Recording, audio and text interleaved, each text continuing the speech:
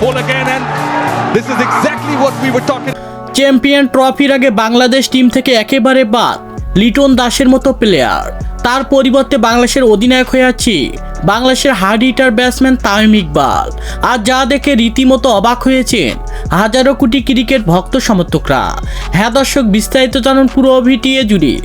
একটা সময় যে তামিমকে মিথ্যা অপবাদ নানান অজুহাত দিয়ে বাংলাদেশ টিম থেকে বের করে দিয়ে একের পর এক সিরিজ খেলে চলেছিল বাংলাদেশের বিসিবি বস নাজমুল হাসান পাপন।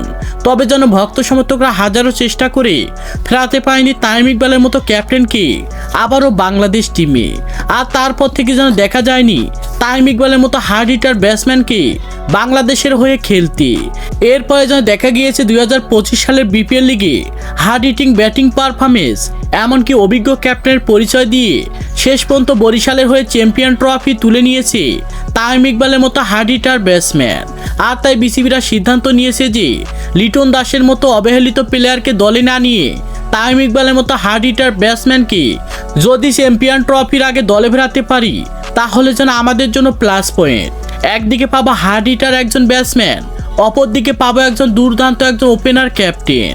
আর সে বিষয়ে চিন্তা ভাবনা করে যেন তামিম ইকবালের মতো হার্ড হিটার ব্যাটসম্যানকে আবারও বাংলাদেশ টিমে ভিড়িয়েছেন বিসিবিতে নতুন আসা ফারুক আহমেদ।